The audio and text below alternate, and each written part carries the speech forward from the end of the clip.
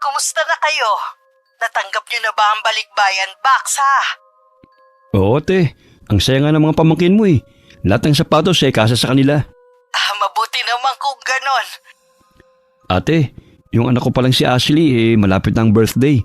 Nagre-request ng bagong iPhone eh. Hindi na ba ayos yung huling binigay ko sa kanya? Nung nakaraang taon pa yun, te. Baka ako na lang magtyaga dun. Kailan ba ang birthday niya? Nakalimutan ko na kasi eh. Sa 1 linggo na. Sa 1 linggo na lang ako magpapadala ng pambili ng iPhone ni Ashley ha. Siya nga pala ate, meron pinapasabi sa'yo si Kuya Ted. Kung pwede daw padala mo rin yung panganay niyang anak ng pandown sa motor. May trabaho na kasi. Gagawin niyang service. Siya lang daw maghuhulog buwan-buwan. Bakit kailangan pang padaanin sa'yo? Pwede naman silang dumiretso sa akin ah. Nahihiya lang sila magsabi sa'yo dahil nakakarami na rin sila ng hingi sa'yo eh. Naku, nahiya pa talaga sila. Pwede ko ba kayong tanggihan? Sabihin mo na lang na isasabay ko na sa ipapadala ko sa yung pambili ng cellphone ni Ashley. Salamat ha. Ang bait mo talaga. Pinaka-the best na ate ka talaga sa buong mundo. Nambola ka pa. Wala na ba kayo ipagbibilin? Wala na ate. Tatawag na lang ako sa'yo kapag merong hihingi ng mga pamangkin mo. Teka. Gusto ko pa kasing makausap isa-isa ang mga pamangkin ko eh. Pwede ba? Tsaka na te, busy sila eh. Ako din pala meron pang gagawin. Tsaka na lang din tayo mag-usap ha. Teka lang Ronald. Binabaan na agad ako. Ay, hindi man lang naalala na kaarawan ko ngayon. Halos 30 taon na akong pabalik-balik dito sa Kuwait bilang OFW. Wala akong sariling pamilya dahil bilang panganay. Ginampanan ko na ang obligasyon ng aking mga magulang sa mga kapatid ko. Maaga kasi kaming naulila. Nang sabay mamatay sina tatay at nanay sa isang karambola sa highway. Happy birthday po, Manny Chona! Salamat Iha. Mabuti ka pa naalala ang birthday ko. Hindi po ba kayo binati ng mga kapatid at pamangkin ninyo? Busy kasi sila kaya nakalimutan na. Grabe naman na hindi nila naalala. Samantalang sila, kabisado ninyo ang mga birthday nila. Hanggang mamayang hating gabi pa naman ang birthday ko eh. Baka maalala rin nila akong batiin. Alam na po ba nila na uuwi na kayo? Hindi ko sinabi. Dahil balak ko silang sorpresahin. Sa totoo lang po nalulungkot ako na uuwi na kayo sa atin. Sana naman payagan ako ng amo natin na magbakasyon. Basta lalo mo lang sipagan sa trabaho. Papayagan ka rin nila. Sinusunod ko naman ang lahat ng bilin ninyo Bilib nga din po ako sa inyo. Biruin nyo, nakatagal kayo ng ganun katagal dito. Ako nga, ilang buwan pa lang. Gusto ko nang umuwi kaagad sa atin dahil sa tindi ng homesick ko. Ay, buti na lang po nariyan kayo para palakasin ang loob ko. Ganyan din naman ako nung unang tapak ko rito Nilakasan ko lang din ang loob ko para sa mga kapatid kong nag-aaral pa noon. Napakaswerte po ng mga kapatid ninyo sa inyo. Sana po alagaan nila kayo ngayon na hindi na kayo makakapagtrabaho. Oo naman Iha. Kaya nga hindi na rin ako nakaisip na mag-asawa Dahil alam ko namang nariyan lang ang mga kapatid ko at mga pamangkin. Hindi nila ako pababayaan Huwag niyo nga po palang kalimutan na ibigay sa akin ang address ninyo ha.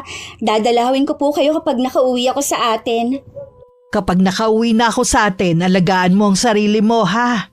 Huwag ka magpapalipas ng gutom. Mabuti nga mababait at hindi madamot ang mga amo natin Oo nga po Swerte natin sa kanila. Hindi lang yun. Isa sa mga mayayaman na pamilya dito sa Kuwait ang mga amo natin. Isa pa nga sa inaalala ko, sina Hesa at Aisha. Ayaw ipaalam sa kanila ng nanay nila ang pag-alis ko. Mabuti na lang nasa bakasyon sila sa araw ng pag-uwi ko. Sigurado po na malulungkot sila kapag umalis kayo. Mula ba namang bata kayo na ang nag-alaga sa kanilang dalawa. Sigurado.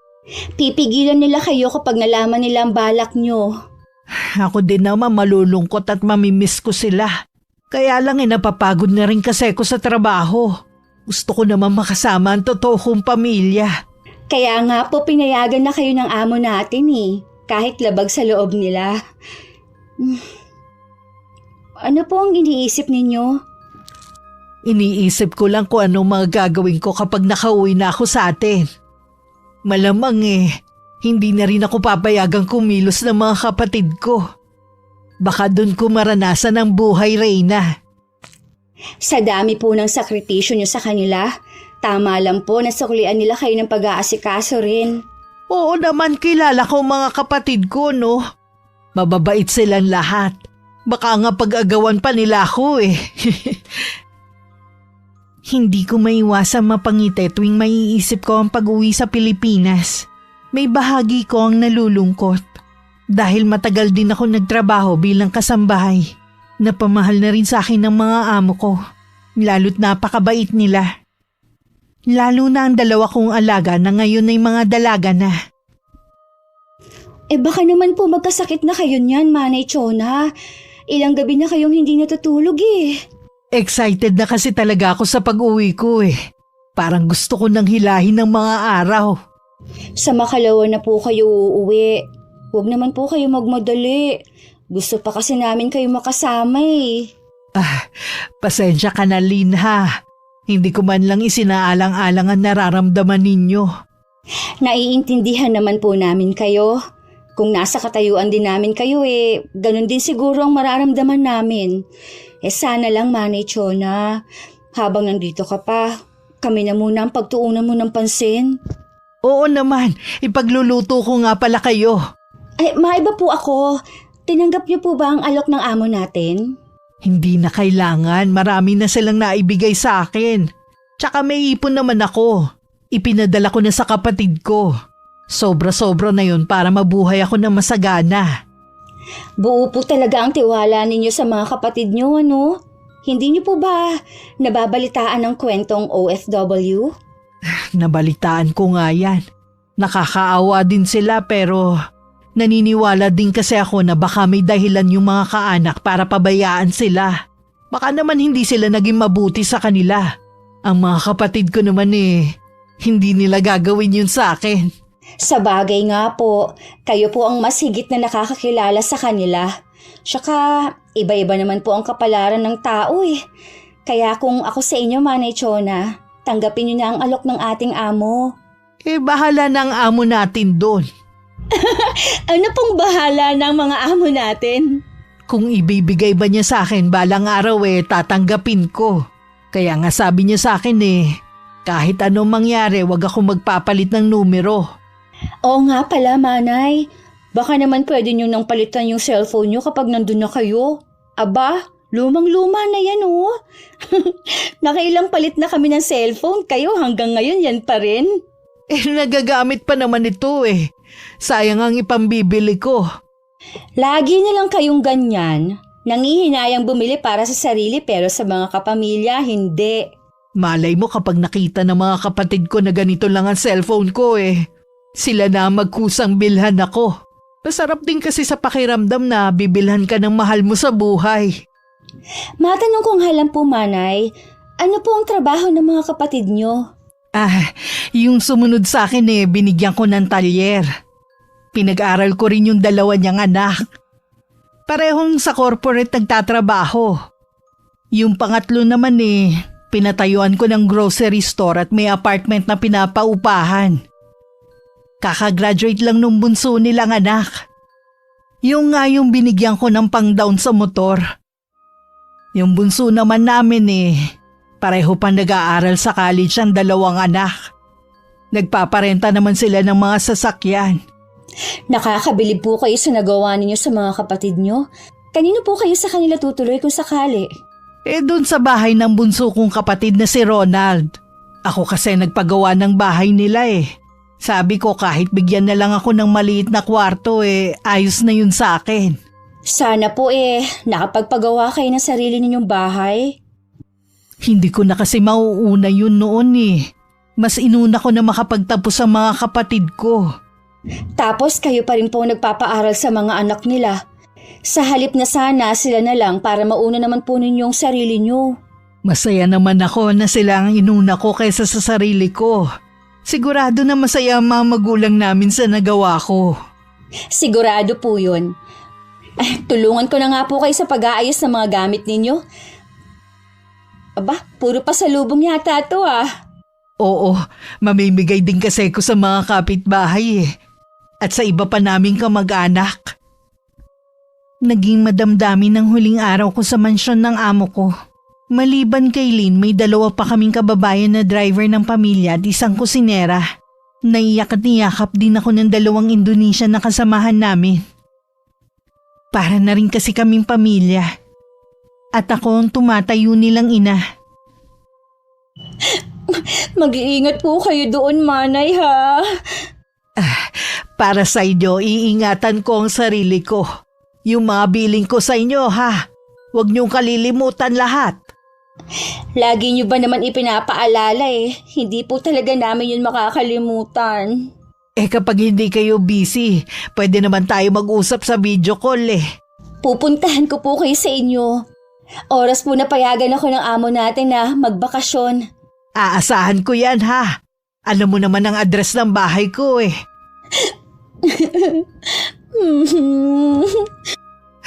Pati tuloy ako naluluha na rin sa'yo Kanina ko pa nga pinipigilan dahil ayoko sana mamaga ang mga mata ko.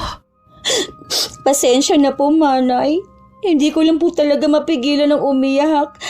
Alam niyo naman po na kayo ang itinuturing namin na nanay dito Lalo na ako, na wala naman talaga nakagisnan na ina. Itinuring na rin kitang anak. Ikaw na ang pumuno sa pagkukulang ko, ha? Mamimiss kita kapag nasa amin na ako. Kaya pakiusap, ha? Huwag mong kalilimutan na tawagan ako kapag wala ka nang ginagawa rito. Opo, Manay Chona. Mahal ko kayong lahat. Kasama kayong lahat sa mga dasal ko. Sandaling nawala ang saya at excitement ko sa pag-uwi sa Pilipinas. Dahil sa nakikita kong lungkot sa mga mukha nila, isa-isa ko pa silang niyakap. At maging ang amo ko halos ayaw na akong pakawalan sa pagkakayakap niya. Hanggang sa loob tuloy ng sasakyan na maghahatid sa akin sa airport ay umiiyak ako. Halos 16 na oras din na naging biyahe ko. Kahit nakakaramdam ng pagod, masaya ako. Dahil sa wakas nakauwi na ako sa sariling bayan. Nakauwi na nga ako ng Pilipinas. Sa wakas makikita at makakasama ko na rin ang pamilya ko. Siguradong magugulat sila sa pagdating ko. Sumakay na lang ako ng taxi kahit mahal dahil sa dami ng bitbit ko. Habang lula na tinatahak na namin ang daan pa uwi, magkahalong kaba at excitement ang nararamdaman ko. O ano, sumagot na bang ate mo? Hindi pa nga Kahapon pa siya naka-offline. Hindi kaya may masamang nangyari sa kanya? Sira ka talaga, no? Anong mangyayari sa kanya dun Ang sarap nga ng buhay niya sa ibang bansa. Ngayon lang kasi nangyari na hindi siya sumasagot Dati naman kahit nagtatrabaho siya, naka-online pa rin siya. Hindi naman kasi mahigpit ang amo niya Baka naman isinama ng amo sa biyahe tapos walang signal sa pinuntahan nila. Sana nga ganun ang dahilan. Kailangan pa naman nila nanay ng pera sa 1 linggo at magpapacheck up na naman. Sigurado, meron na namang irereset ang gamot ng mga doktor. Bakit kasi kailangan mo pang iaasa kay ate ang pampacheck up ng nanay mo? May pera ka naman dyan, di ba? May pinaglalaanan ako ng pera ko dito. Tsaka, marami namang pera ang ate mo Barya lang yun sa kanya, no? Kahit na. Hindi naman sila obligasyon ng ate ko Nahinto naman sa pag-uusap ang mag-asawa nang huminto ang taxi na sinasakyan ko sa tapat ng gate ng bahay. Nagkatinginan pa ang kapatid ko at ang asawa niya bago natataranta na sinalubong ako. Hindi rin sila magkandaugaga sa pagbuhat ng mga dala kong maleta. Kumusta na kayo? Parang gulat na gulat pa rin kayo Hindi kasi kami makapaniwala na nandito ka na. Oo nga ate. Hindi ka man lang nagpasabi. Hindi ka tuloy namin napaghandaan. Sinadya ko talagang hindi sabihin. Gusto ko kasi kayong sorpresahin Ang mga pamangkin ko. Nasa eskwelahan pa sila. Mamaya pang hapon ang uwi nila. Ay, ang sarap sa pakiramdam na nakauwi na rin ako dito sa atin. Iba talaga kapag nasa sarili kang bayan. Sigurado, mas masarap ang buhay ninyo sa ibang bansa. Nakikita naman namin ang mga post ninyo sa Facebook eh. Kung saan-saan na pala kayo nakakarating. Isinasama lang ako ng mga amo ko. Kung ako lang mas gusto kong maiwan sa bahay at maglinis. Mas nakakapagod kasi na sumama sa mga biyahe nila eh. At least ate, nakarating ka na sa iba't ibang lugar. Yun nga lang talaga. Tsaka masaya din naman. Mga pasalubong ba ang mga to? Oo. Hintayin na lang natin ang iba bago ko ipamigay ang mga pasalubong. Naku, sigurado te, gutom ka na. O order na lang ako para mabilis. Ano bang gusto niyong pagkain? Kahit na ano na lang ang orderin mo. Hindi pwedeng kahit na ano lang. Mahal, mag-order ka ng espesyal na putahe at kakanin. Yun ang namimiss ni ate. Yung kakanin dito sa atin. O teka lang, mag-order na ako. Maiwan ko na muna kayo ha. Tatawagin ko na rin ng mga bata para pumunta dito. Ate, matagal ba ang bakasyon mo dito sa atin?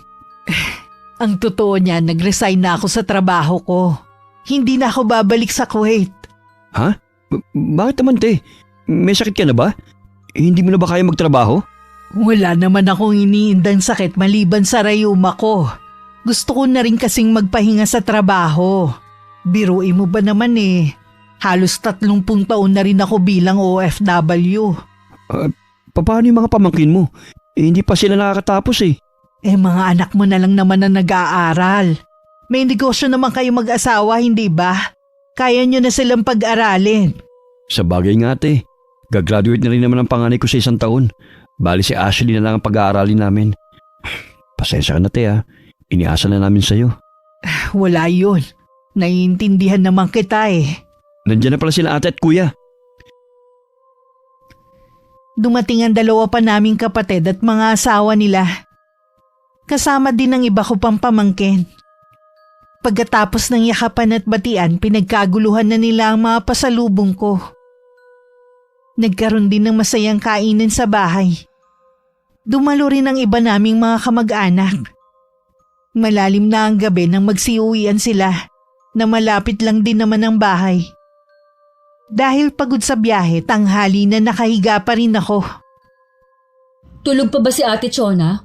Oo, hayaan na lang natin siya magpahinga. Siguradong napagod yun sa haba ng biyahe. Binilhan ko ang ate mo ng mga isda. Baka magustuhan niya itong iulam. Inagahan ko talaga ang punta sa palengke para maabutan ko mga sariwang isda. Inilista ko nga pala mga binibili ko para bago umalis ang ate mo masingil mo ang mga ginastos natin habang nandito siya. Wala nang balak umalis si ate. Ha? Ano ang ibig mong sabihin? Wala na siyang balak magtrabaho sa Kuwait. May sakit ba ang ate mo? Tinanggal ba siya sa trabaho ng amo niya? Wala naman daw siyang sakit. Bastang sabi niya napapagod na daw siya sa pagtatrabaho. Ang tagal na rin naman niya kasi sa abroad Wala naman pala siyang sakit. Nag-resign siya kaagad sa trabaho. Dapat umuwi siya. Yung hindi na talaga niya kayang magtrabaho. Anong gagawin niya dito? Saan siya titira? Malamang dito siya titira. Dahil siya naman ang nagpagawa ng bahay natin Di ba usapan nun, bibigyan natin siya ng kwarto? O sige, dito siya titira. Ang tanong, ano nga ang gagawin niya? Huwag mong sabihin na hihilata na lang siya maghapon dyan sa kwarto. Tutulong naman si ate sa gawain dito. Hindi naman siya sanay na walang ginagawa Ganun na lang ba yun? Paano ang pagkain niya at iba pang gastusin? Baka naman meron pa siyang perang na itatabi. Imposible naman na walang ipon si ate. Hindi rin kasi nag-iisip ang ate mo, no? Hindi pa nga niya napagtatapos ng pag-aaral ang 2 nating anak Mabuti pa yung iba mong pamangkin na pagtapos niya. Huwag ka nga umasta ng ganyan. Baka marinig ka ni Ate Chona. Baka kung ano pang isipin niya. Siguraduhin lang niya na hindi siya magiging pabigat sa atin. Sinasabi ko sa'yo Ronald, iba ang ugali ko. Kung magiging pabigat rin lang siya sa atin, doon na lang siya sumiksik sa iba ninyong kapatid. Mas hindi hamak na mas marami silang pera kaysa sa atin. Kung makapagsalita ka naman parang hindi nakatulong si Ate Chona sa atin Siya nga ang dahilan kung bakit maginhawa ang buhay natin Mas malaki ang naging pakinabang ng mga kapatid mo sa kanya, no? Kaya dapat doon siya sumiksik. Siya nga ang nagpagawa ng bahay na ito. Tama lang na dito siya tumira. Sa kanya ba nakapangalan ng bahay na to? Di ba hindi? Kaya wala siyang karapatan dito. Tama na nga. Baka mamay gising na pala si Ate Chona, nadidilig tayo. Mabuti nga yon para alam niya kung saan siya lulugar. Kaya siguraduhin lang talaga niya na hindi siya pabigat sa atin dahil kung hindi, sisipain ko siya palabas. May 1 linggo na ako sa bahay. Nang mapansin ko, malamig na pakikitungo sa akin ng hipag kong si Geraldine. Nag-umpisa lang naman ng hindi niya pagpansin nung magsabi siya na ipasyal at ipag-shopping ko silang mag-anak. May ginagawa ka ba? Wala naman te. May kailangan ka ba? Itatanong ko lang sana kung galit ba sa akin ng asawa mo. Ilang araw na kasi na hindi niya ako kinikibo Ni hindi man lang magpasalamat sa akin na tumutulong ako sa gawaing bahay at sa pagluluto. Pagpasensya mo lang te si Geraldine. Tupakin talaga ang asawa kong yun Ayoko kasing nasa iisang bahay tayo Hindi tayo nagkakaintindihan. Katulad ng anak mo si Ashley. Hindi na rin ako pinapansin. Galit ba siya dahil hindi ko siya binilhan ng iPad? Yung si Dex galit din dahil hindi ko nabilhan ng motor. Ako nang humingi ng pasensya sa inaasal ng mga anak ko te. Nasanay lang kasi sila na lahat ng hilingin nila, ibinibigay mo. Hindi mo ba sila mabilhan ng mga gusto nila? Kasi ate, mahinang negosyo ko ngayon Tapos ang mahal pa ng tuition fee nila dahil parang nasa private. Tapos wala naman akong katuwang sa pagpapaaral sa kanila. Pasensya ka na ha. Wala na akong maibibigay pa Wala naman kasi kong ipon dahil sa inyo ko pinapadala. Gusto ko kasing maging maayos ang buhay niyong 3. Naintindihan ko te. Magiging maayos din ang negosyo namin. At dito ko na rin kukunin ang mga panggastos dito sa bahay. Hindi ka ba tinutulungan ng 2 nating kapatid? Napakadamot naman ni na Kuya Ted at Ate Jolina. Akala mo nga kung sino Palibasa kasi, kontrolado na ng mga asawa nila mga pera nila. Hindi ganyan ang inaasahan ko. Ang billing ko sa inyo, magdamayan kayo sa lahat ng oras. Nakalimutan nyo na yata Malaki na pinagbago nila mula nung lumago ang mga negosyo nila. Samantalang galing naman sa iyo mga puhunan nila. Lahat naman kayo tinulungan ko. Dahil gusto ko mapabuti ang buhay ninyo. Pero hindi naman tama na dahil sa pera magkakalayo kayo bilang magkakapatid. Hinahayaan ko na lang sila. Hindi pa naman kami naghihirap ng pamilya ko Isa sa mga araw na to kakausapin ko sila para makamusta na rin. Ikaw ang bahala te. Mamaya kakausapin ko si Geraldine tungkol sa pakikitungo sa'yo. Tuwing kumakain sila maging ina, hindi man lang ako alukin. Kahit sa panonood ng TV, pinagbabawalan ako. Ayoko naman magsumbong kay Ronald. Hindi ko gusto na ako ang pagmumulan ng away nila. Bakit ba ganyan mo tratuhin ang ate ko ha? Pati mga anak natin. Hindi na marunong rumespeto. Dahil hindi lang sila napagbigyan? Ang damot naman kasi ng ate mo parang yun lang ang hinihingi ng mga anak mo Hindi pa niya maibigay. Wala na ngang pera si Ate Chona. Naubos na raw sa atin. Umaasa lang siya na kukupkupin namin siya magkakapatid. Bakit kasi umuwi siya dito kung wala naman pala siyang ipon? Tapos magpapakargo pa sa atin. Dapat doon siya sa 2 ninyong kapatid. Inaasahan nga ni ate na dito siya titira. Dahil siya nagpagawa ng bahay na ito. Hindi nga niya bahay to! Sa atin to! Wala siyang karapatan dito. Kahit na sa akin nakapangalan to, alam naman natin na pera niya ang pinagpagawa natin. Ang mabuti pa, paalisin mo na siya dito. Kesa naman sa magkaroon tayo ng problema. Saan naman pupunta si Ate Chona? Kaya nga nandito siya sa atin dahil wala na siyang pupuntahan. Wala akong pakialam. Basta paalisin mo na siya dito. Bumalik na lang kamo siya sa Kuwait. Magtrabaho siya para may pakinabang siya.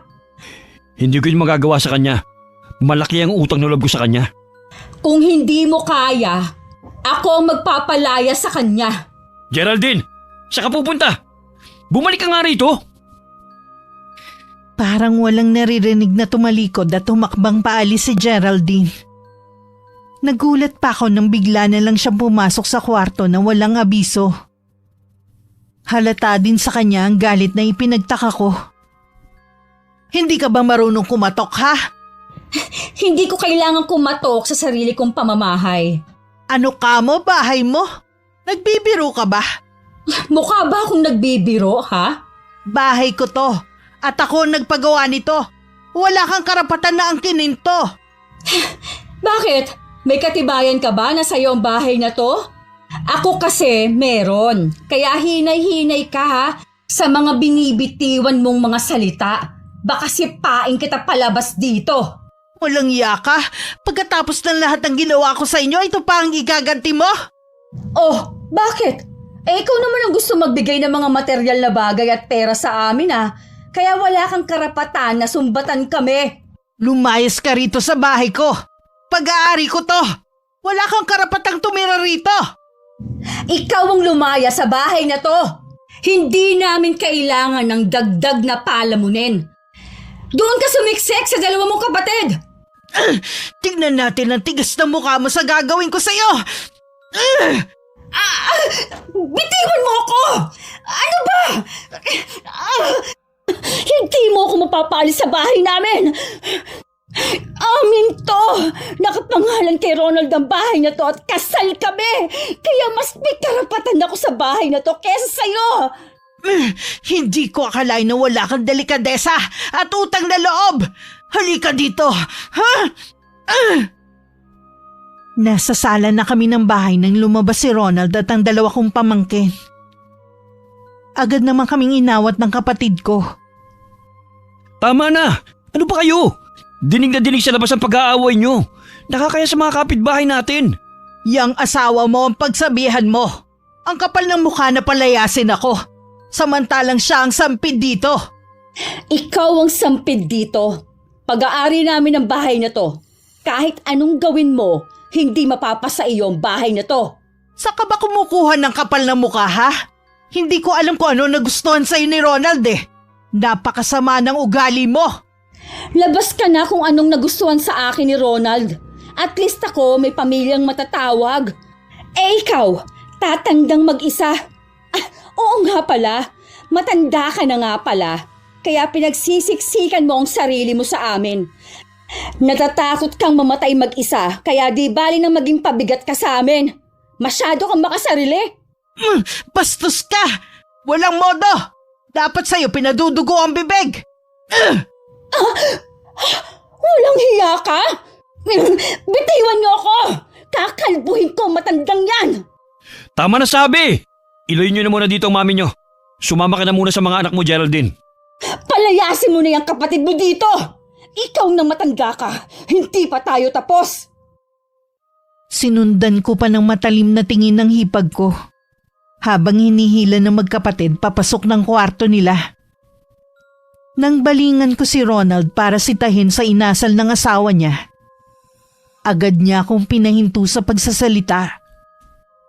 Dahil sa nangyari, hindi na kayo pwede magsama sa isang bubong ni Geraldine. Hindi na talaga. Nakita mo naman ang ginawa sa akin ng asawa mo. Walang utang na loob. Saan mo ba napulot ang babaeng yun? Parang ka na lang ugali. Mas mabuti na doon ka muna kina Kuya Ted o Ate Jolina. Mas di hamak naman na mas malaki ang bahay nila kaysa sa amin. Tsaka, mas marami silang pera dahil magandang takbo ng negosyo nila kumpara sa negosyo namin. Ha? Ronald? Pinapaalis mo ko sa sarili kong pamamahay? Ate, nasa pangalan kong bahay na ito. Wala kang karapatan. Kung dahil sa'yo magkakagulo kami, mabuti pang doon ko na lang makitira kina Kuya Ted at Ate Jolina. Hindi ka nila tatanggihan. Dahil ikaw naman ang nagpaaral sa mga anak nila hanggang makatapos. Hindi ako tumutol nun nang sabihin mo na sa'yo mo ipapangalan ng bahay na to. Dahil may tiwala ako sa'yo na hindi mo to aangkinin. Bakit ngayon ako pa ang nawalan ng karapatan? Pasensya ka na ate. Pero kailangan kong piliin ang pamilya ko. Ihatid na kita kay Kuya Ted. At ako na rin ang bahala magpaliwanag. Bakit, Ronald? Bakit? May kasalanan ka rin naman te. Hindi ka muna nag-ipon bago ka umuwi. O di kaya nagtrabaho ka muna, total kaya mo pa naman Kaya lang naman ako umuwi na dahil gusto ko kayong makasama habang malakas pa ako. Pagkatapos ng mga sakripisyo ko sa'yo, ito lang palang mapapala ko. Ayusin mo na mga gamit mo te. Ihatid na kita kay Ate Jolina. Hindi na ba talaga magbabago ang isip mo, ha? Mahirap din sa akin ang desisyon na ito. Pero wala kasi akong pagpipilian. Aayusin ko lang ang mga damit ko. Gusto ko pa sanang magmatigas, pero nakita ko ang determinasyon sa mukha ng kapatid ko. Awang-awa man ako sa sarili. Nagkaroon naman ako ng pag-asa na ako ang kakampihan ni Jolina. Pero ganun na lang ang pagkabigla ko. Dahil tumanggi siya na doon ako tumira. Ang katwiran niya ayaw daw ng asawa na merong ibang tao sa bahay nila. Ganon din ang katwiran ni Ted. Pakiramdam ko para akong bagay na pinagpapasapasahan nila. Bakit kasama mo pa rin siya? Akala ko ba dadali mo siya kina Kuya Ted at Ate Jolina? Ayaw nilang tanggapin si ate. Ang dami nilang dahilan. Keso ayaw daw ng asawa ni Ate Jolina na may ibang tao sa bahay nila. Si Kuya Ted, ganun din ang dahilan. Keso wala ng kwarto para kay ate. Alam nila na hindi maganda ang takbo ng negosyo natin. Sa atin pa talaga isisiksik ang kapatid nyo? Bakit mahirap kayong kupkupin ako? Dahil ba sa wala na kayong pakinabang sa akin? Dahil wala na akong maibigay, ha? Maling nga yata na bumalik ako rito. Akala ko sabik din kayong makita at makasama ako. Nagkamali pala ako. Ngayon mo lang naisip kung kailang nandito ka na. Mabuti pa magpahinga ka muna. Saan mo siya patutulugin? Sa kwarto niya dati? Hindi na siya pwede dito sa loob ng bahay natin. Saan mo naman balak patulugin si ate, ha? Doon siya sa bodega, sa likod ng bahay. Pero... Huwag ka nang tumutol. Dahil kung hindi, sa kalye siya matutulog. Huwag na niyang ipaglaban ang bahay na to dahil wala siyang magiging laban sa atin. Tandaan mo, Geraldine. Lahat ng masamang ginawa mo babalik sa'yo ng doble. Huwag ka nang manakot pa. Pasalamat ka nga At tinanggap ka pa rin namin sa bahay na to. Kung hinihintay mong magpasalamat ako sa'yo dahil sa pagpayag mong patirahin ako sa sarili kong pamamahay, hindi ko gagawin yon. Hindi ko nahihintayin ang pasasalamat mo. Pero bilang kapalit ng pagtira mo dito sa bahay namin, pagsisilbihan mo kami. Ikaw ang maglalaba at maglilinis dito. Tutal yan naman ang trabaho mo sa Kuwait Sobra naman yata yan. Anong sobra? Tama lang naman. Wala naman siya inaakit ng pera dito Aba, hindi biro na magdagdag ng palamunin dito sa bahay Hindi na makataong gusto mong gawin sa kapatid ko Sige, gagawin ko na lang kung ano gusto ng asawa mo. Huwag na huwag kang magsusumbong kahit kanino sa nangyayari sa'yo dito. Dahil pulis ang kapatid ko. Pwedeng-pwede kitang ipadampot na lang basta sa kanya. Si Ronald na nagdala ng mga gamit ko. At hinatid na niya ako sa sinasabi ng asawa na bodega sa likod ng bahay. Maliit lang yon at may papag. Nanliit ako bigla sa mga nararanasan ko. Bigla ko tuloy naalala ang buhay ko sa Kuwait. Kahit hindi ko kadugo ang mga kasama ko, parang pamilya ang turingan namin. Ate, pasensya ka na Sumunod ka na lang kay Geraldine. Iba kasi ang ugali ng kapatid niyang pulis baka kung ano pang gawin niya sa'yo. Kaya pala ganun ang ugali ng asawa mo Malakas ang kinakapitan niya. Magiging komportable ka naman dito kahit maliit.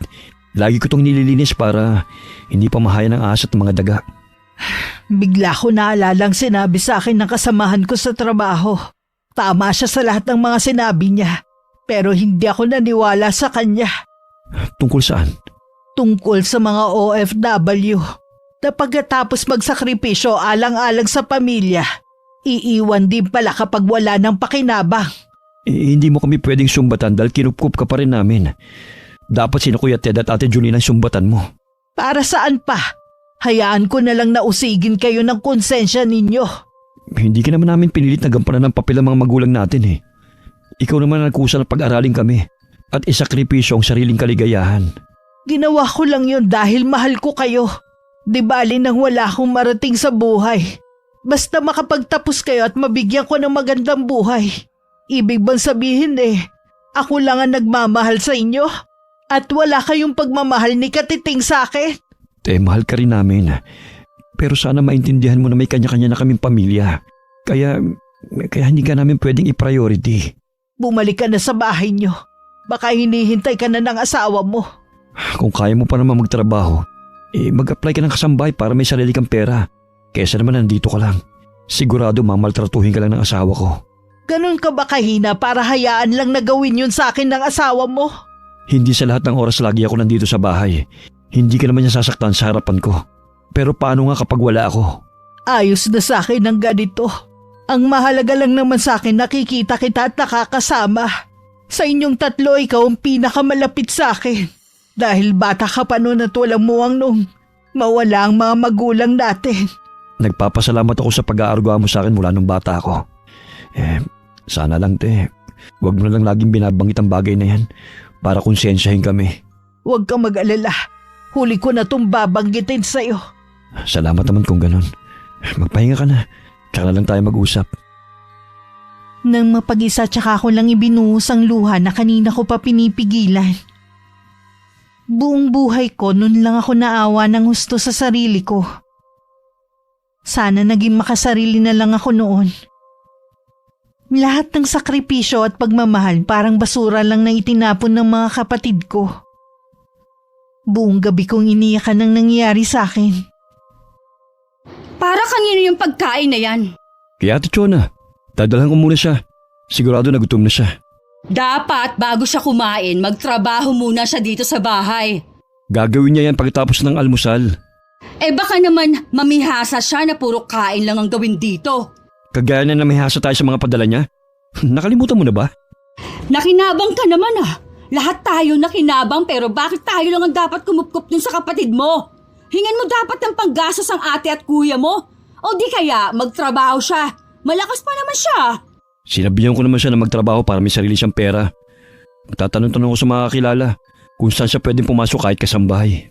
Sa malayo siya dapat mamasukan, hindi dito sa lugar natin o sa malapit lang. Baka mamaya kasi, magkwento siya na inaapi natin.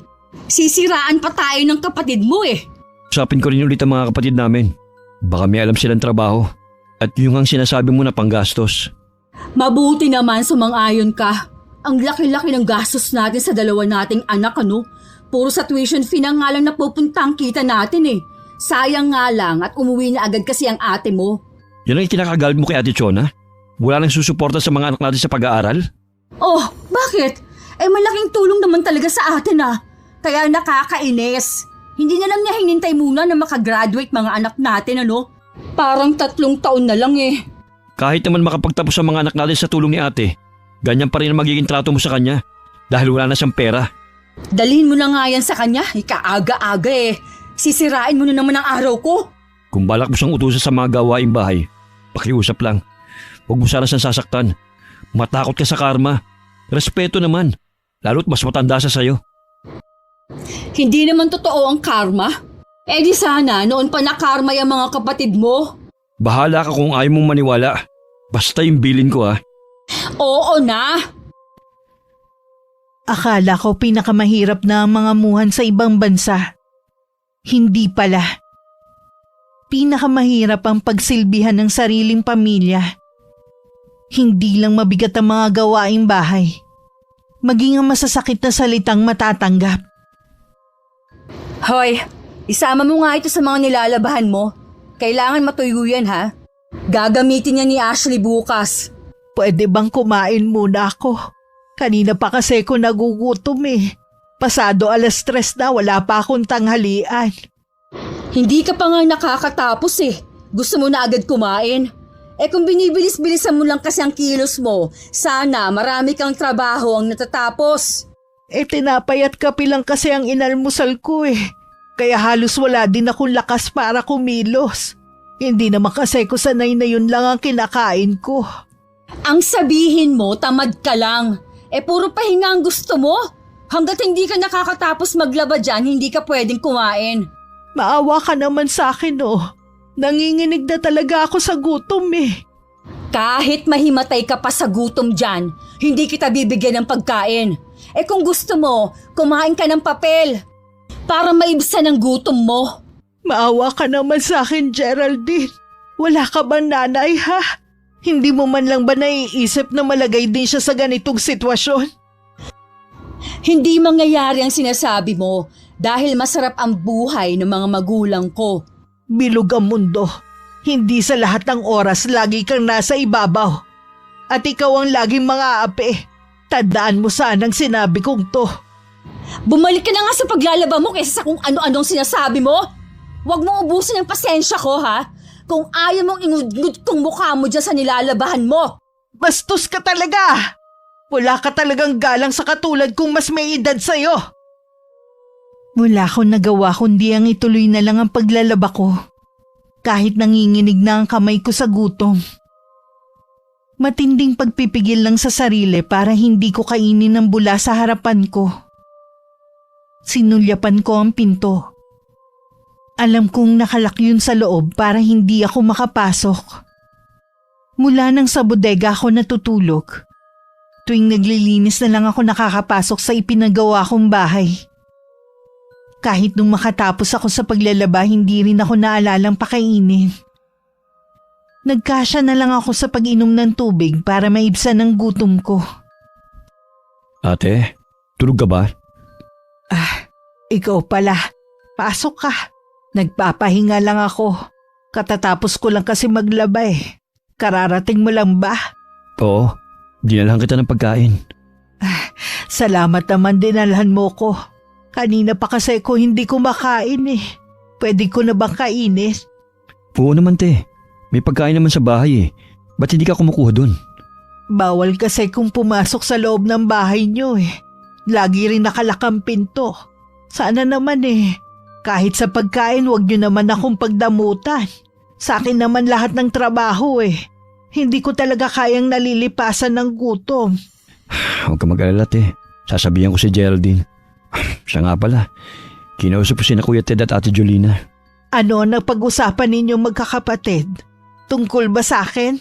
Oo, nakiusap kasi ako sa kanila na kupkupin ka rin nila kahit ilang buwan lang sana. Pero ang titigas ng mga muka. Ganon din ang gusto nila. Magtrabaho ko na lang muna dahil kaya mo pa naman daw. Ay ang problema, ayaw naman nila akong tulungan na hanapan ka ng trabaho. Ano ba ang dahilan nila? Bakit ayaw nila akong patuluyin sa bahay nila? Nag-aalala kasi sila na kaya ka umuwi dahil may iniinda ka ng sakit at baka magpapaalaga ka lang sa kanila. Pare-pareho pala kayo ng dahilan ng mga kapatid natin. Kaya pala bigla nila akong iniwasan nang sabihin ko na hindi na ako babalik sa abroad para magtrabaho. Tapos na ang tungkulin ko kaya wala na akong silbi sa kanila. Kaya nga hinahanap pa kita ng trabaho para kahit papano kumita ka. Kaya lang kapag nalaman nila ang edad mo, umayaw sila. Mas gusto raw nila yung medyo bata pa. Mahirap talaga maghanap ng trabaho dito sa atin. Mga bata nga nahihirapan. Ako pa kaya. Sana lang mahanapan mo pa rin ako. Huwag ka mag-alala. Makakahanap din tayo. Sa ngayon magtiyaga ka muna rito sa amin. Huwag mo na lang pansin ang pagsusungit ni Geraldine. Kung sa tingin nyo pabigat ako, huwag nyo na akong alalahanin pa. Ayos lang ako kahit saan ako mapadpad. Kung iniisip mo ate na umalis dito sa bahay, mas bibigyan mo na kami ng mas malaking problema. Kaya dumito ka na lang. Wala ka namang iba mapupuntahan baka makarating pa sa iba nating kamag-anak na pinababayaan ka namin. Isipin mo naman sana ang mga sasabihin ng mga tao sa amin. Mula nun puro na lang sarili ninyong iniisip nyo. Huwag kang mag-alala. Hindi ko kayo bibigyan ng problema. Maiwan na kita te ha. Bukas ng umaga, ako magdadala ng almusal mo para makakain ka ng gusto. Inabutan pa ni Ronald ang asawa na may kung anong ginagawa sa kusina. Nang mapansin siya na galing sa likod, napakunot na lang ang noo sa pagkakatingin sa kanya. Galing ka siguro sa kapatid mo, no? Anong ginawa mo doon? Oo, dinalhan ko si ate ng pagkain niya. Dadalhan ko na nga rin sana siya ngayon Anong dadalhin mo? Yang tira-tirang pagkain na yan? Kung sa'yo ko kaya ipakain yan. Hindi Ipapakain ko to sa mga aso sa labas. Oras na magkasakit si ate, mas malaking perwisyo. Alam mo naman na may edad na si ate Chone. Nagagawa mo pa siyang hindi pakainin. Ikaw naman, nakalimutan lang siyang pakainin kung ano-ano nang isinumbong sa'yo. Kita naman sa pangangatawan niya Halos butot balat na lang siya. Tinatanggayan na nga siya sa trabaho dahil sa edad niya. Tapos ganyan pang itsura. Paano natin siya mapapalis dito sa bahay? Bakit kasi hindi ka tinutulungan ng kapatid mo? Huwag na natin silang asahan pa. Tamang sinabi nila. Hindi pwede namang malagi dito si ate. Dahil oras na abutan siya ng pagkakasakit dito, kargo natin siya. Lalo tayo mapapagastos. Dapat naman kasi gumawa din sila ng paraan kung paano mapapaalis sa lugar natin ang kapatid mo. Naisip ko nga na ipadala siya sa malayong probinsya. May kinakausap lang akong tao. Doon pwede siya magbagong buhay. Mababait naman ang mga taga ron Sigurado merong kukup-kup sa kanya. Para palang pusang ililigaw mo. Paano kung makabalik siya dito? Siyempre sakto lang ang perang ipapadala ko sa kanya. Tingin ko rin siya ang nagdala ng kamalasan dito sa bahay natin. Yun nga din ang sabi ng asawa ni Ate Jolene. Malas daw ang pagdating ni Ate Chona. Babagsak daw ang negosyo nating lahat. Naniniwala ko sa bayaw ko dahil in-check yun. May alam siya sa mga ganyan. Lalo tuloy ako nang gigigil dyan sa ate mo. Bakit kasi umuwi-uwi pa dito eh? Lingid sa mag-asawa, narinig ko lahat ng pinag-usapan nila. Sumunod kasi ako kay Ronald para humingi sana ng tubig. Bumalik ako sa bodega na umiiyak. Habang tumatagal kasi ko doon, pahirap ng pahirap ang sitwasyon ko at nadadagdagan ng mga masasakit na salita na natatanggap. Kinabukasan panibago na namang pagmamaltrato ang naranasan ko sa hipag ko. Tama na! Maawa ka naman! Tama na ang paghampas mo sa akin ng walis! Napakatanga mo talaga kahit kailan! Tumanda ka na't lahat sa pangangatulong mo sa ibang bansa, nakakabasag ka pa rin. Talagang malas ka! Hindi ko naman sinasadya Nadulas lang sa kamay ko. Pasensya ka na. Masama lang talaga ang pakiramdam ko Nagdadahilan ka pa? Ang sabihin mo, tanga ka! Alam mo bang mahal yan? Anong babayad mo dyan, ha? Hindi ka na nga nakakatulong, perwisyo ka pa. Marami naman ako naibigay sa inyo. Hindi mo ba pwedeng palampasin ang nangyaring to? Nanunumbat ka pa sa mga ibinigay mo, ha? Kusa mo yung binigay kaya wala kang karapatan na isumbat sa amin. Wala ka talagang kwenta. Maawa ka sa akin. Hinang-hina na ako. Sana nga namatay ka na lang para mawala na rin kami ng problema dito sa bahay. Huwag ka mag-alala. Malapit nang matupad ang hiling mong yan. Mabuti pa. Bumalik ka na lang sa bodega. Huwag kang aalis doon hanggat hindi ko sinasabi. May darating akong bisita at ayokong makita kanila. Oh, sige na. Ano ba tinatanga-tanga mo dyan? Alis na! Iika-ika ako naglakad pabalik sa bodega. Nakaramdam pa ako ng pagkahilo. Kaya sandali akong sumandal sa hamba ng pinto. Diyos ko po, bigyan niyo pa po ako ng konting lakas. Nang makarating ako sa bodega, kinuha ko ang tinatago kong cellphone.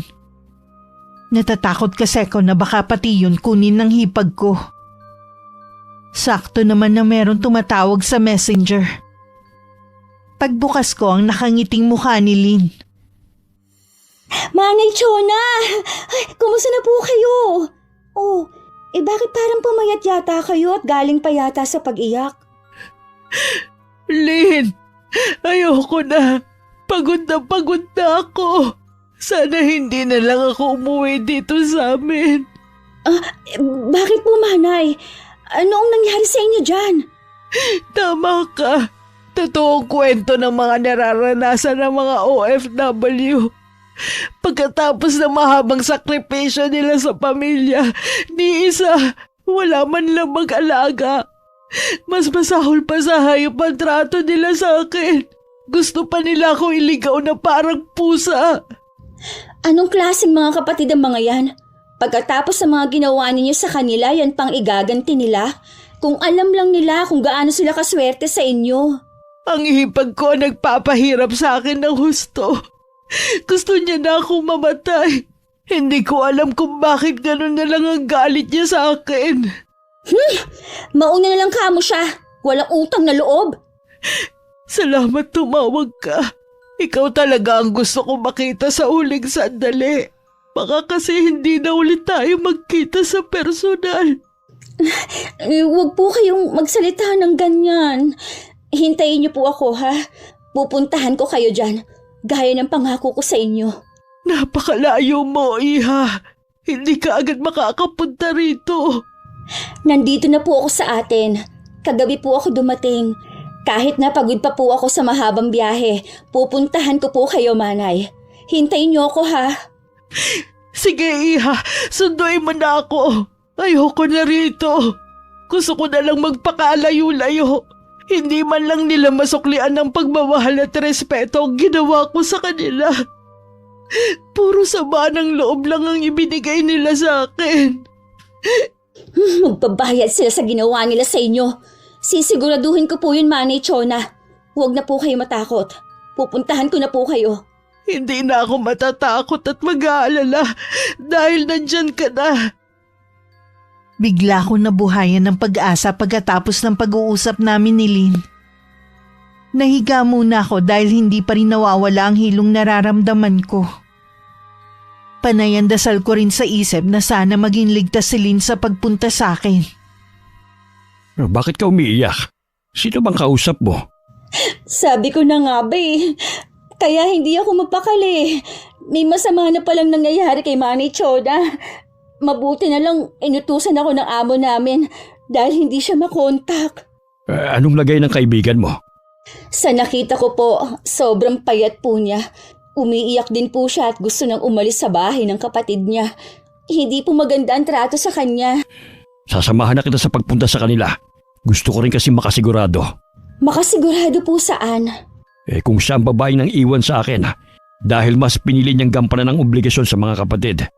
Medyo kahawig niya kasi nasa litrato na ipinakita mo sa akin Yun po bang babaeng minahal ninyo bago niyo nakilala ang inay? Oo, kung siya nga, gusto ko siyang tulungan. Nakakagalit din na malaman na pagkatapos ng sakripisyo niya sa mga kapatid niya, yun pa ang igaganti sa kanya. Kung ganun po tara na po, baka mahuli pa tayo Balak raw siyang iligaw ng kapatid Diyos ko, anong klaseng kapatid ang gagawa nun? Mga walang puso at utang na loob. Hanggang dumilim nakahiga pa rin ako at nakatanaw sa labas ng maliit na bintana. Dumating naman si Ronald pero hindi pa rin ako tumitinag. Blanko lang ang mga mata ko na sumulyap sa kanya. Dinalahan kita ng pagkain, te. Alam ko kanina ka pa hindi kumakain Ayokong kumain. Ha? Bakit ayaw mo? Wala ka bang ganang kumain? May sakit ka ba? Teka, bakit may mga pasa ka? Kagagawa ng asawa mo. Talagang si Geraldine. Pasensya ka na sa asawa ko, te. Masakit ba mga pasa mo kaya wala kang ganang kumain? Hayaan mo na lang ako mamatay sa gutom. Total naman balak mo kong dalhin sa malayong probinsya. Para kung hayop na ililigaw mo sa ibang lugar.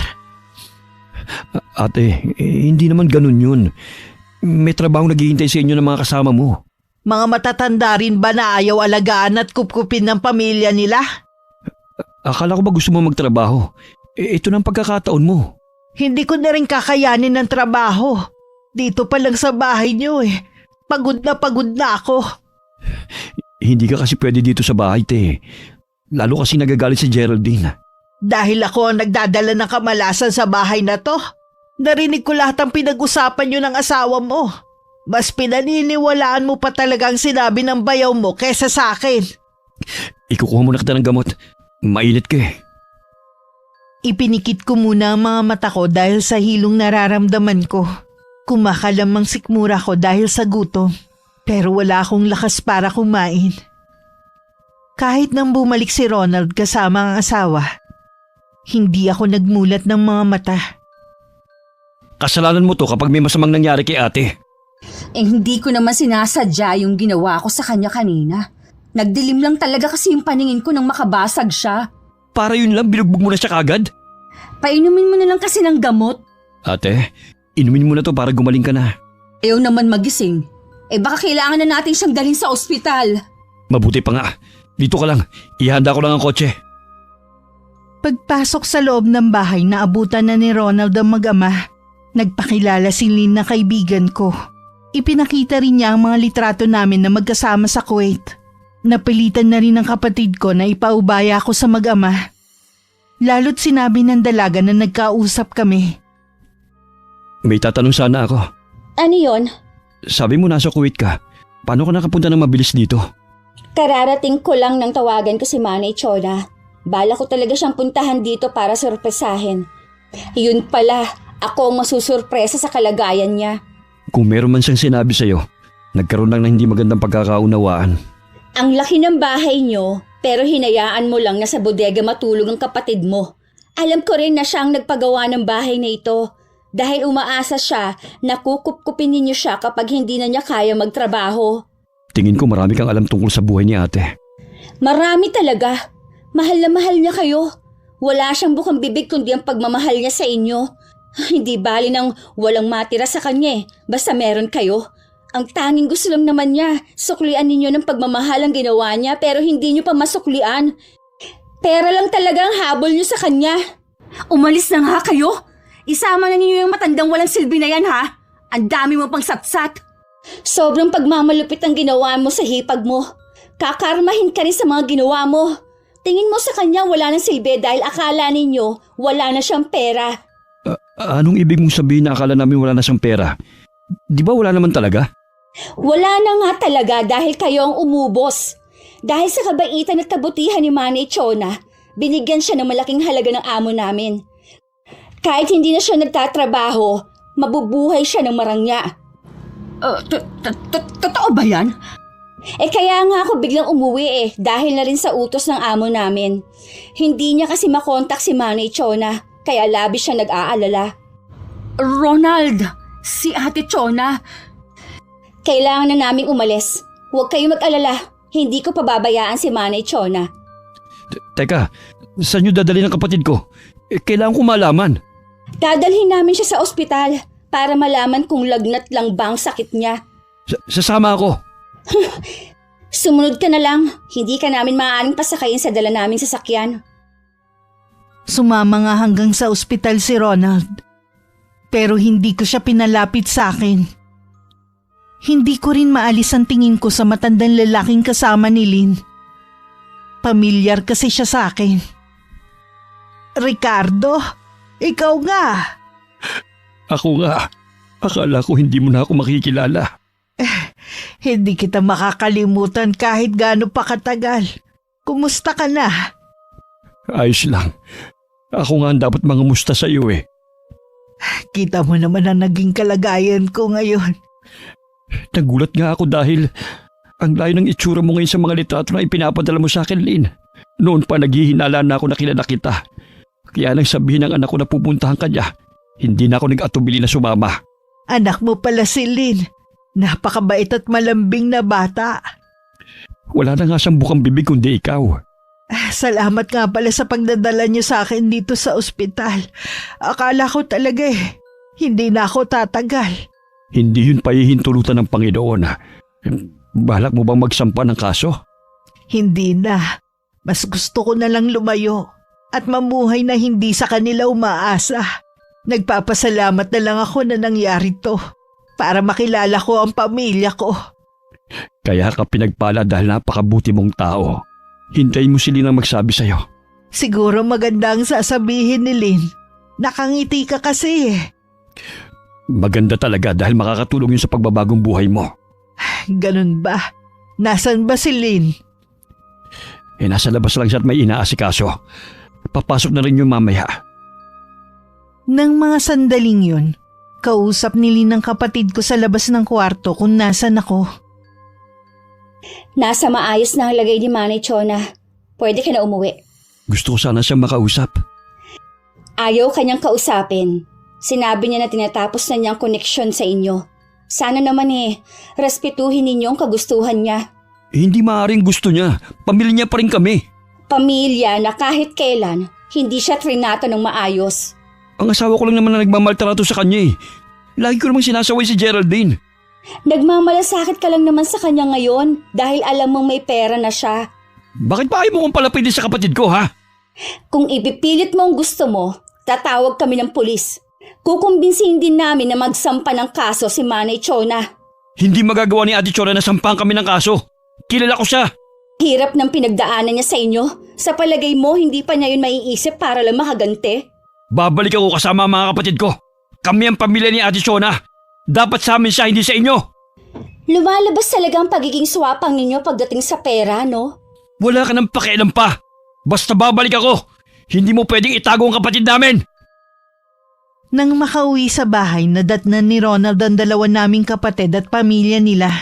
Siguro sinabi na ni Geraldine ang lahat. Maging sila labis na nanghihinayang. Iisa lang ang kanilang pasya. Ang bawiin ako. Kung sobrang yaman ng amo ng kapatid mo, naku, siguradong malaking ibinigay sa kanya. Sa tagal ba naman niyang nanilbihan sa pamilyang yun? Sa tingin ko hindi na natin mababawi si Ate Chona. Wala na siyang tiwala sa atin. Subukan nyo lang na suyuin ng mga kapatid mo. Malay mo sumama, di ba? Kasalanan mo lahat to eh. Kung naging mabuti lang sana ang trato mo kay ate, hindi niya pipiliin na mag-amang yun. Huwag mo na akong sisihin pa, nangyari ni. Malay ba natin na magiging milyonarya ang kapatid mo? Baka alam din ni Ate Chona ang plano ng amo niya. Baka sinadya niyang huwag sabihin sa atin para subukan tayo. Imposible kasi na wala siyang ipon at inubos siya sa atin. Huwag na nating isipin pa yan. Ang importante, maibalik natin si Ate Chona dito. Hindi na lang sana ako nakinig sa bayaw ko. Buwisit talaga. Sana solo lang natin si ate. Pangako, kapag bumalik ang kapatid mo, magiging mabait na ako sa kanya. Kung babalik pa nga siya. Nang dumalaw ang mga kapatid ko sa ospital, hindi ko sila hinarap. Nagkagulo pa nga dahil sa pagpupumilit nilang makuha ako. Labis naman ako nagtataka sa nangyayari. Nang makalabas sa ospital, tumuloy kami sa bahay ng mag-ama. At dun pinagtapat ni Lynn ang lahat. Kaya pala pinag-aagawan na naman ako ng mga kapatid ko eh. Salamat at hindi niyo ako binigay sa kanila. Pagkatapos po ng mga ginawa nila, mahirap na po magtiwala. Maayos na rin naman ang mga buhay nila eh. Hindi na nila ako kailangan. Sa pagkakataong ito, sarili ko naman ang uunahin ko. Kung gusto niyo po, dito na po kayo sa amin tumira. Hayaan natin si Chona magpasa sa bagay na yan. Ayokong isipin mo na baka interesado rin kami sa pera mo. Kahit kailan hindi ko yun iniisip. Kayo nagligtas sa buhay ko. At kilala kita noon pa. Salamat at nagtitiwala ka sa amin. Ang gusto ko ay gumaling ka kaagad para maharap mo na ang bago mong buhay. Gusto ko po bago ako bumalik ng Kuwait magaling na kayo. Gusto ko po kasi kayong makasama sa pamamasyal bago ako umalis. Para sa inyo magpapagaling agad ako. Magpahinga na po muna kayo ha. Doon lang po muna kami sa labas ni tatay. Sigurado po makakatulog kayo kaagad dahil sa gamot na ininom ninyo. Nang maiwan ako mag-isa, ilang sandali lang inantok na nga ako. Hindi ko na rin namalayan ang pagsilip sa akin ni Lynn. Mahimbing na pong natutulog si Manay Chona. Makakapagpahinga na rin siya. Hindi ko lubos maisip ang pinagdaanan niya sa kamay ng mga kapatid at hipag. Hindi po ako matatahimik hanggat hindi ko na ipaghihiganti si Manay. Alam ko ang naglalaro sa isip mo. Huwag mo nang ituloy yan. Ipaubay na lang natin sa may kapalang lahat. Hindi rin magugustuhan ni Chon ang gagawin mo kung sakali. Sige na nga po. Lingid sa kaalaman namin, itinuloy pa rin ni Lynn ang plano niyang pagkulam sa hipag ko. Isang sakit ang binigay niya kay Geraldine. Nag-alay din siya ng dasal para malasin ang negosyo ng mga kapatid ko. Namana niya ang pangungulam sa yumaong lola niya. Bakit ka sumisigaw? Ronald, ang buhok ko naglalagas. Hindi ka dala sa shampoo? Matagal ko nang gamit yun. Ngayon lang nangyari to. Hindi ko na alam kung bakit naglalagas ang buhok mo. Hindi kaya may malubhang sakit ako. Huwag ka mag-isip ng ganyan. Ang lakas-lakas mo't malusog pa. Magpatingin na kaya tayo sa doktor. Kesa naman sa nag-aalala ako. O sige, magbihis ka at hihintayin kita rito. Hindi pa man natatagalan, sumigaw na naman ang hipag ko. Kaya napatakbo na naman sa loob ng kwarto si Ronald. Bakit ka na naman sumisigaw? Naubos na lahat ng buhok ko. Kalbo na ako. Tingnan mo, ang daming tumutubo ng mga bukol. Ano bang nangyayari sa akin? Hindi ko rin kayang ipaliwanag kung ano yan. Magbihis ka na, pupunta tayo sa ospital. Natatakot ako. Pwede bang dyan ka lang? Oo, dito lang ako. Kahit ang mga doktor nahihirapan matukoy kung ano ang sakit ni Geraldine. Hanggang maubos ang lahat ng pera nilang mag-asawa, hindi rin nila nalaman ang tunay na karamdaman ng hipag ko. Pasensya ka na ha dahil sa sakit ko. Naubos ang pera natin. Pati itong bahay, mawawala pa sa atin. Kung nandito lang sana si Ate Chona, Hindi niya tayo pababayaan. Sinubukan mo na bang lumapit sa mga kapatid mo? Oo, pero wala rin silang maitutulong. Pareho kasi silang minalas. Hindi nila alam kung bakit nalugi ang negosyo nila. Sunod-sunod din ang mga problema nila sa pera. Para bang isinumpa tayo. Karma siguro sa atin ito. Dahil sa ginawa natin kay Ate Chona. Dahil sa kanya, kaya tayo nagkaroon ng bahay at negosyo. Pero tinalikuran natin siya sa panahon na kailangan niya tayo. Naisip ko rin yan. Unti-unting binabawi sa atin ang lahat. Dahil naging malupit tayo sa kanya. Alam niyo na ba kung saan nakatira si Ate Chona? Sabi ni Kuya Ted, nasa bahay siya nung Ricardo. Sabi ni Kuya, nobyo daw yun ni ate dati. Iniwan daw yun ng kapatid namin dahil kami ang pinili niya. Mas gusto niya magtrabaho para matustusan ang pangangailangan namin. May pagkakataon pala siya na maging masaya. Pero kayo pa rin talaga ang pinili niya. Alam mo bang hindi nakapagtapos si ate, pero kaming tatlo pinatapos niya. Katwiran niya, ayaw niya mabuli kami. Pero siya, hinayaan kong insultuhin mo sa harapan ko pa mismo. Patawarin mo ako sa mga nasabi ko sa kanya.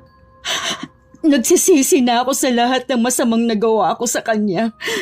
Tama siya, bilog ang mundo. Hindi sa lahat ng oras, ako ang nasa ibabaw. Mag-iipon lang ako ng lakas ng loob at hihingi ako ng kapatawaran sa mga nagawa ko sa kanya. Lumipat na lang sa mas maliit na apartment ang pamilya ni Ronald. Napilitan na rin magtrabaho ang mga anak para makatulong sa gastusin sa bahay at sa pagbili ng gamot ng kanilang ina. Totoo ba ang balita na nagpakamatay si Kuya Jack? Oo, nagpamatay nga ang bayaw ko kagabi. Bakit naman niya yun ginawa? Sabi ni Ate Jolina, ayaw daw na maghirap. Kawawa naman sina Ate Jolina. Hindi man lang nagpakatatag ang asawa. Maaari pa naman silang makabawi eh. Malaki rin ang utang nila. Sa kagustuhan ng may salbang negosyo, nangutang sila. Ang laki pa rin ang kailangan nilang bayaran. Parang mababaliw na nga ang kapatid ko sa pag-iisa sa mga problema nila eh. Pera ang problema nating lahat at isang tao lang ang pwedeng tumulong sa atin. Hindi ko pala nabanggit sa'yo. Sinubukang lumapit ni Ate Junina sa kapatid namin. Pero tinanggan siya na tulungan. Ang sabi lang sa kanya ni Ate Chona, tapos lang obligasyon niya sa amin. Kung ganon, mapapahiya ka rin kapag lumapit ka. Hindi naman ako hihingi ng tulong eh, kundi hihingi ng kapatawaran. Kung kaya ko nga lang eh, sasama din ako. Kaya lang araw-araw na lang akong pinapahirapan ng karamdaman ko. Pakiramdam ko, may sariling buhay ang mga bukol ko sa ulo. Sinisip-sip nila lahat ng lakas ko. Tuwing tumitingin ako sa salamin, ang pangit ko na. Hindi na ako magtataka kung ipagpapalit mo na ako sa iba. Hindi ko magagawang ipagpalit ka. Kayo ng mga anak natin ang buhay ko. Wala akong planong dagdagan pa ang problema ko. Kung parusa man ito sa akin, matagal ko nang tinanggap. Naging masama naman talaga ako eh. Pero sana naman, kahit ganito ang itsura ko, makatulong man lang ako sa'yo. Kaya lang, nakaratay lang ako at alagain pa. Hindi ako magsasawa na alagaan ka. Kaya huwag kang susuko. Habang naghihirap ang mga kapatid ko, masaya naman ako sa piling ni Ricardo. Dati kontento lang ako sa buhay ko. Pero ngayon kontento at masaya. Nakabalik na rin si Lynn sa Kuwait. Tatapusin na lang daw niya ang 2 taon bago umuwi. Rona, may bisita ka. Sino? Ronald? Kumusta ka na, Ate Chona? Maayos na ang kalagayan ko. Galing din dito si Ted at Jolina. Kung nandito ka para humingi ng tulong sa akin. Nandito ako para humingi ng kapatawaran sa mga nagawa kong kasalanan sa'yo. Humihingi rin ng kapatawaran si Geraldine sa'yo. Bakit hindi mismo ang asawa mo ang magsabi niyan? Gustuhin man niyang pumunta rito. Hindi ganun kadali eh. May sakit kasi ang asawa ko at nakahiga na lang siya. Anong sakit niya? Hindi pa rin malaman ng doktor eh. Sabi nga niya, karma na raw yun sa kanya. Pasensya ka na. Hindi kita pwedeng tulungan. Ate, Hindi ako nagpunta rito para magpawa at para tulungan mo. Kapatawaran mo lang, sapat na. Matagal ko na kayong napatawad. Kaya lang kailangan kong panindigan na lumayo sa inyo. Naiintindihan kita, ate. Masaya ko na makitang nasa maayos ka ng kalagayan. Naalis na ako. Inihintay na kasi ako ni Geraldine Sa 3 mong kapatid, siya lang ang bukod tanging humingi lang ng kapatawaran. Sa kanilang 3 siya ang pinakamalapit sa akin dahil halos ako na nagpalaki sa kanya. Masakit sa akin na tikisin siya pero kailangan ko tong gawin Yun na ang huling beses na nakita ko ang mga kapatid ko. Kahit hindi man kami nagkikita, lagi kong ipinagdadasal ang kaligtasan ng buo nilang pamilya. Humihingi rin ako ng kapatawaran sa Diyos kung bakit ko nagawang tikisin ng mga kapatid ko. Gusto ko lang matuto sila na wala ako sa tabi nila. Gusto ko ring sarili ko naman ang mahalin at talagaan ko. Wakas. Okay, shoutout po tayo. Shoutout kay Lydia Lopez na always present. Hello kay Trajano Lestojas na lagi ring nakikinig. Hello kay Rai Galedo. Hi kay Eva Bob 1420 from Pag-asa Banban, Tarlac. Hello kay na Mary Ann Panganiban at sa anak niyang si Althea May Bautista na magfa-first birthday ngayong July 27 from Malvar, Batangas. Hi kay Del Kabusbusan from Quezon City. Shoutout sa Ampanya family from New Lucena, Iloilo. Hello kay na Frederick Cayube, Dario Pasha, Jasmine Garcia, Richard Lanzulela, Alan and Helen from Holo, Sulu. Hi kay Mary Ann Basira. Shoutout sa Borja family from Santo Tomas, Davao del Norte. Hi kay Angela Daphne Alejandro, kay Tito Rolando Alejandro, kay Tita Elvira Alejandro at hi din sa mga pinsan mong sina Aljun Alejandro at Ella Alejandro from Morong, Rizal. Hello kay Lea Thomas from Nico Plastic. Hello kay Annalyn Pasamik from Singapore. Hi kay Insabian from Ifugao. Hi kay Ami Viray from Talim Island, Binangonan, Rizal. Hi kay na Jace, JC, Jason Ombao, ingat sa pagmamaneo from Janisa, Toledo. Hello sa asawa ni Sheila May Cajaro na si Kerich at sa magulang mo na taga Cavite. Salamat po sa pakikinig. Hello kay na Ate Auring, Ate Nef, Faye Ruth, Kuya Dennis J, Chef M ng Amira Boxes Handicraft. Hi kay na Imelda Cordova at kay Christine Joy Cordova. Salamat sa pakikinig. Shoutout sa inyo dyan sa Bahrain from Inday Bonnie. Hello kay na Arlene Torquisa at kay Gomer Carnaveral. Shoutout sa Padilla siblings from Pangasinan. Shoutout sa Sablad family kay na Ruben Ryan, Rosario, Rubener, Rabi Rain. Shoutout sa Likwanan family kay na Romolito, Rumalin, Sara Lucio, Reolanda Dingal at kay Nanay Fen. Hello din kina Jelay, Noemi, Isabon, Maika, Angelo, Batusay, Boris at Jean Ira. Maraming salamat sa inyo. Shoutout sa Santiago family from Nueva Ecija. Hi kay Januar Avestruz from Taytay, Rizal. Hello sa mga anak ni Jessica Sobremonte na sina Jessie, Sayan, Andrea Rose, AJ, Jason at sa bunso mong si Jefferson. Love kayong lahat ni Mama.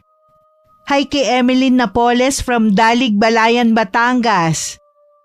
Shoutout kina Madam Marie, Claire, Alicia, Rosie, Racel and kay Reyna. Salamat po sa pakikinig nyo. Hello kay Bangus Tilapia 6714. Hi kay Michelle Nazareno from Lucio Laurel Gloria, Oriental, Mindoro. Hello kay Connie Calcada from San Mateo, Rizal. Shoutout sa Solar Boys at kay Leo Clavesillas. Hi kay Archie Porras from Cabadbaran City, Agusan del Norte. Maraming salamat sa lagi mong pakikinig. Hello kay na Michelle Mahusay, Aldrin Esteler at Kenneth Esteler ng El Nido, Palawan, Esteler. Hello kina Michelle Mahusay, Aldrin Esteller at Kenneth Esteller ng El Nido, Palawan. Maraming salamat po sa inyo. Hi kay Narshil Amdroa. Hello kina Amor Rada, Donald Gok at Leo Fer Bourbon from Saudi Arabia. Hi po sa bago nating listener na si Marie Louie Candy Mesa. Happy 13th birthday kay Rian Crizel Guerta. Shoutout sa Lopez family from Bicol from Claire of Quezon City.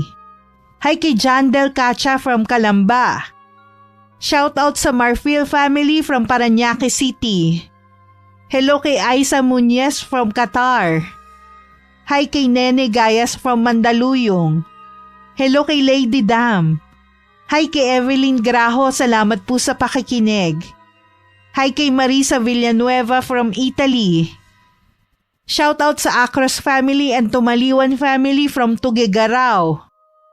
Hi kay Josefina Fuellas from Pasig City. Hello kay Virgie Oliquino from Angono, Rizal.